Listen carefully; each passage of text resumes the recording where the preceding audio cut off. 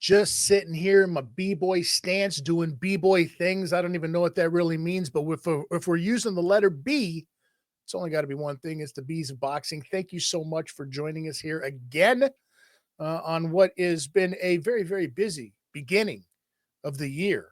Look at all these B's just floating around. And of course, it wouldn't be the same without this man, Steve Swift, coming to you live and in Technicolor. Actually, this is a recording, but whatever. From across the pond, Steve, how are you? How did you enjoy this past weekend? We've got a couple of things, but very quickly, I want to see what you thought. Did Pacheco live up to the hype or what? Well, first of all, with that I'm going to add another B to that new beginning. I'm going to spit some bars maybe later on for you. You're really sodding unlucky. Pacheco, yes. I mean, Stevie Boy came to fight.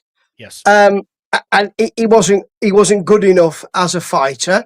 But you know, when you've got a situation where you think, well, I've been proved right, and I thought that Pacheco would do that, and he did. And there's levels to this thing, as people say, and you could say, people like Mike can say, for sure. You're always saying that, but it's the case. There are levels to this thing, and Pacheco moved through the levels. And actually, I found it quite a boring fight because of the certainty of it. But maybe I was just in a bad mood at the weekend, which we've discussed. So it could be that. But I thought commentary was funny and was better, more entertaining than the fight. Yeah. I thought the fight didn't really pick up till about like the 9th round. The 10th round, there was the urgency by Steve just wasn't quite there early enough, but he got to him, and this could be a problem for Pacheco going forward when they're starting to pick opponents. Now, let's talk picking opponents, because I want to get your thoughts. We talk about the GOATs of boxing, and arguably, Canelo Alvarez, one of the GOATs, Floyd Mayweather, probably the GOAT. When you think about it, the art of boxing and not getting hit and all of that kind of stuff. But then you've got guys like Inoue, right? Inoue is a 122-pound who came up from 108 or something like that. He started, bro, I weighed that in elementary school. That was crazy to think that this is a guy who's going out there and dusting people. And now he's fighting, he's the junior featherweight undisputed champion, right, at 122 pounds. But this word undisputed is getting brought into question right now. And the reason being is because everybody's talking about, what does he want to do? What's he going to do? Well, he said that he's got 2 fights. He's going to fight 3 times this year in 2025. He's got 2 fights, one of them in Las Vegas and one of them in Saudi Arabia, in Dubai. So we know one of his fights, which is going to be against Alan David Picasso, right? Who's a 31-0 fighter, Mexican fighter. That's going to be the Las Vegas fight. I think they're talking about the MGM Grand, late April, early May, something like that, right? But then you have to ask yourself, what's he going to do for that later fight, that 3rd fight of the year, which is going to have to be way bigger if they're going to fight in front of His Excellency, right? Eddie Hearn says that Inoue is ducking his guy, right? Which, pardon me if I'm wrong here, is, I want to say this right, and I always get these things messed up. Akhmadaliev, I hope I said that right? Says that he's the guy. He's the guy. Now, what do you think about this? Do you think that Inoue is actually ducking him like Eddie Hearn says? No. Eddie Hearn will say that, won't he? Eddie Hearn will. I mean, he's great with his fighters. And, we've said before that Eddie Hearn, in my view, has a somewhat denuded matchroom stable at the moment. And he is very good at getting his fighters into the mouths and the minds of other people. And that's what he's doing here. Now then, yeah, undeniably a good fighter and would be a good fight. But then any fight that Inoue takes at the moment is going to be a good fight. It doesn't, because he's such a stupendous boxer. And the great thing is that I don't quite know why. That's not to say I'm not looking at him and playing his fights back, but I mean, with some fighters, you think, okay, the footwork, okay, they're going through the gears, okay, the point, the shot selection, okay, the speed. In a way, I think, how's he doing? What's he doing here? Because it's just stupendous, any fight, but it has to be somebody big. Now, I don't think that that's a great big fight, and I'm not going to try and pronounce the name, although you did it correctly. I don't, and you took a long run up at it, which was good. I think that was right.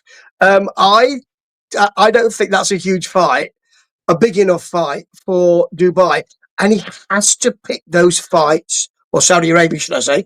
He has to pick those fights. Well, I mean, the Picasso fight, it's more important that he's in the US. It's more important that it's sort of okay. Now we know you're great. Now you can, now you can come to America. Station to station, fighting in America. And I think the Picasso fight, I'm not intrigued by it.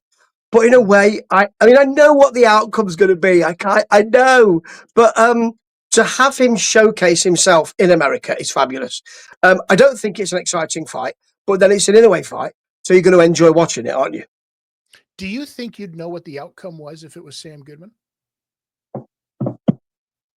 Yeah, yeah, I think so. Oh, I don't know. I mean, that's an interesting. Sam Goodman offers a lot more challenges, I think, to Inoue. Sam Goodman is a lot bigger, right? Yeah. Than the guys that Inoue has been fighting. That's probably the only knock that I could say, is that the guys that he's been fighting, that Inoue has been fighting lately in his last like 2 or 3 or 4 or whatever, they're not as big as him. He's been fighting smaller fighters. So I can understand why people might say he's handpicking. This is what we do. Fucking Floyd Mayweather did it. You know what I mean? And if the best in the world ever can do it, yeah, this is what boxing is. My question is that if this is the case, how about this for the bigger fight for Dubai? An all Japan fight with a fantastic up and comer by the name of Junto Nakatani. That's great, but as you say, there's a lot more juice in Inoue yet. And if you're a promoter, you don't want to do. I mean, when you said Goodman, I thought, well, Goodman then for the fight later in the year. Right. But again, he fought Kim because of issues. He stepped in. But if you're the promoter, then and it's an art form in itself, then you're not going to have a walk around, but you don't want to. You want to be careful with your boxer, don't you? So you don't want to say, okay, really, what we've done is we brought him on beautifully here. Here he is against Picasso, and he'll win that fight, I believe. It's in Las Vegas, isn't it? In Vegas. And then the real payoff is the one later in the year. You don't want to put him up. You don't want to put him in. It's a balancing act. You don't want to put him in against someone who might be really difficult. I mean, a bigger fighter, yeah, because that could be. Well, look at this. This is a big test for him now, and I believe it. I still believe it. The reason I say Nakatani, though, is because Nakatani's the 118-pound champion. He is a smaller guy, right? He's a younger guy, maybe just as good on the footwork. I mean, we haven't seen footwork from a guy like this since we watched maybe Lomo when he was young. The footwork is absolutely stupendous, and this is what Inoue kind of reminds me of. So I think it's going to be one of those two guys. I don't think Eddie Hearn is going to get his way and take a 14 and whatever fighter and put him in there in Dubai. I also don't think that Inoue is going to be is a big enough name, believe it or not, to be on top of the card in Dubai. I think that's a co-main for something because we know that His Excellency loves bigger fighters. He loves heavyweights. He loves cruiserweights. He loves the bigger guys, but he understands the excitement of it. Maybe what you could see is they put this fight together later on in the year with another GOAT. Could you imagine the end of the year we see a card that has Inoue as the co-main event against a Goodman or a Nakatani, right? But in that main event, talking the other GOAT, Canelo Alvarez, and maybe we can get this fight put together with him and Terence Crawford. Is this something that you can see happening? What do you think? Oh yeah. Oh, absolutely. Yes, because His Excellency wants it, and what His Excellency wants, His Excellency gets. Mm-hmm. So, first of all, just to finish off with Inoue, it's an excellent point you make, and another one this week that he's not quite there yet. You know, boxing aficionados know about him. He's not quite there yet. He needs a couple more fights before he really makes it big. So yes, on top of the card, Crawford and Canelo. It's an interesting fight because of the weight situation. Right. Well, this is Crawford going up a lot. Like this is Massively. a massive amount of weight. Like we look at it and we're like, oh, for us, that's like a fucking turkey dinner. You know what I mean? That's a Sunday roast, so to speak, right? And with extra Yorkshires, no big deal. But to these guys, that's everything. It's everything. Don't get me started on Yorkshires. Don't get me started on them, Steve.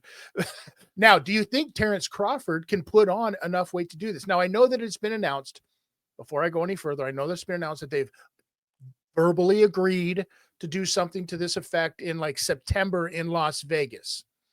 I still think that this deal could be done in Dubai over Las Vegas. Like, I think this is a Riyadh thing for sure. Yeah, I'd expect so. I think it's a in a way the huge differential in weight. It's almost as if you're saying it doesn't matter because you know these are guys who are belted up, and I almost think, well, it's one. It's not influencer boxing, but in a way, I'm thinking it's like Conor Benn and Eubank. You know, it's that's more interesting for me than the fight. That's really quite sad in a way because you're pandering to Canelo, aren't you?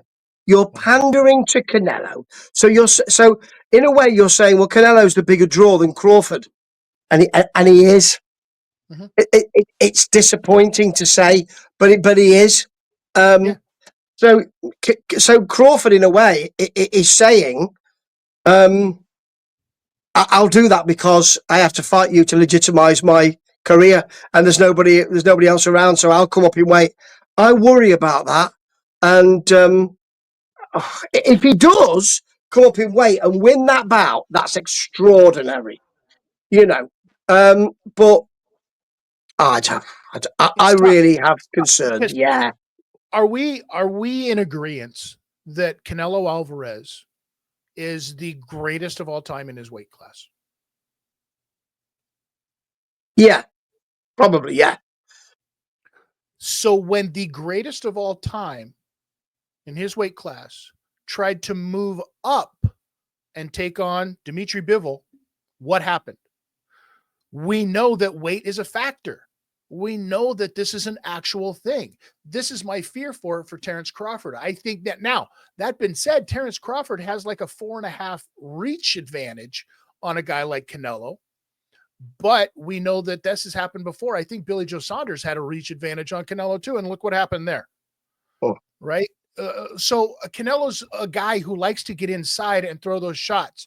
Can Crawford handle those body shots? The one thing that's going to be a saving grace for him is that he's a southpaw. So when you're a southpaw, you've got a little bit, and Canelo's an orthodox guy. He's still, after all these years, not very comfortable fighting from the southpaw position. He'll do it, and he can do it, but he doesn't like to. right? So there are some tangibles in there, but I think at the end of the day, that's what it comes down to is weight and size, right? And it's a shame because you know as well as I do, we would love to see Canelo get the shit beat out of him by Terrence Crawford.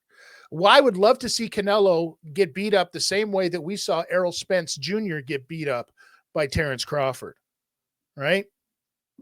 I'm in. Yeah. The thing is, it doesn't become about the boxing of boxing. It becomes about the business of boxing. It becomes about the weight.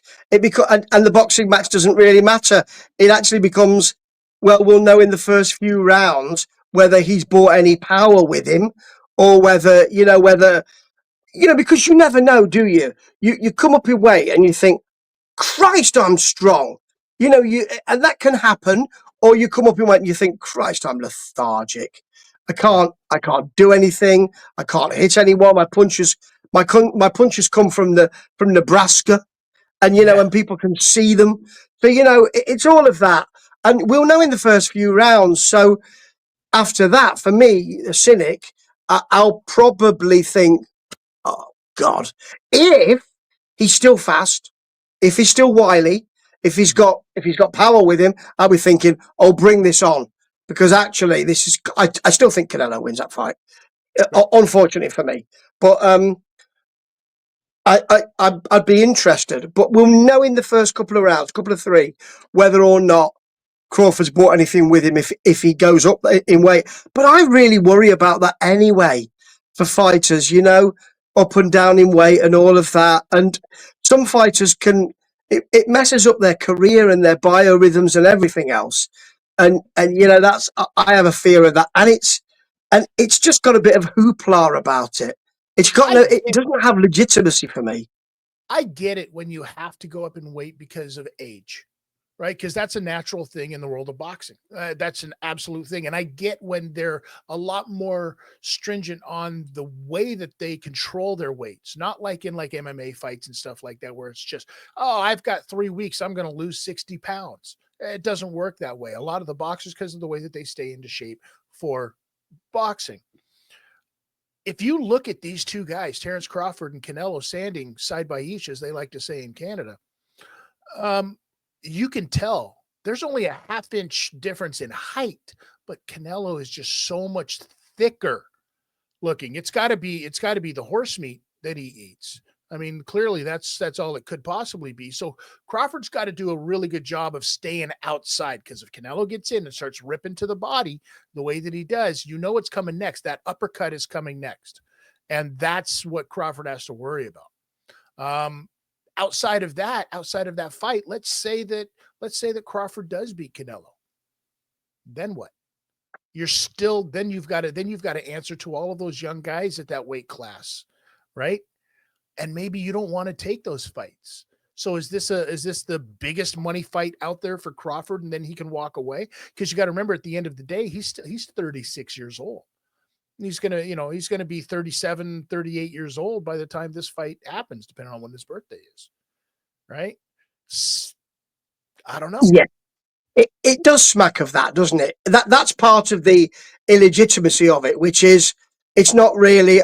It's not about belts. It's not about my weight class. It's about the biggest fight out there for me, and that just happens to be that one, and that's where the money is. So for an old curmudgeon like me, I tend to think, oh, it's just for the cash, is it?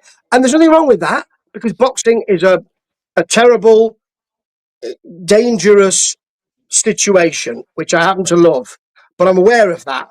And so anybody who can make money, and keep that money, that's brilliant.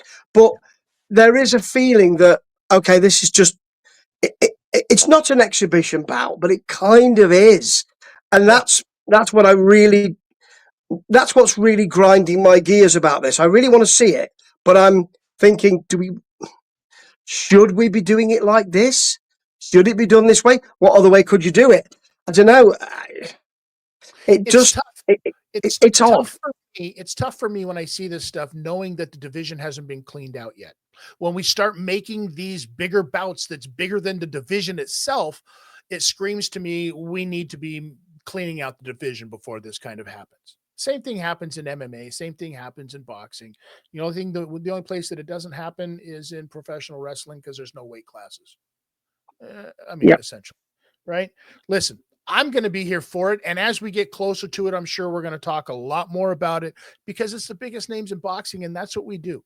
That's what we do over here at the Bees of Boxing. And as you can see, please, Steve, shout it out for the world to see. It's right there on the screen, too, for everybody in case you have to read it.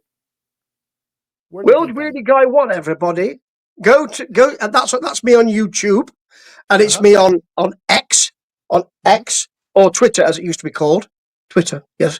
And I'm also Steve.Swift88, I think, at TikTok, the Tick and the Talk. I do both of those things. It's tiring, but I do them both. I go up in weight to do them. I'm 26, 28, 35 stone when I do that. And I come back down for YouTube. All right. A regular Loden Swain, ladies and gentlemen. Shout out Vision Quest and the great wrestling movie. Listen, Steve, it's always a pleasure. I can't wait till we do this again. For those of you out there, please check out all of his stuff. Hit the like button, hit the subscribe. I'm Chris. He's Steve. We're going to be right back.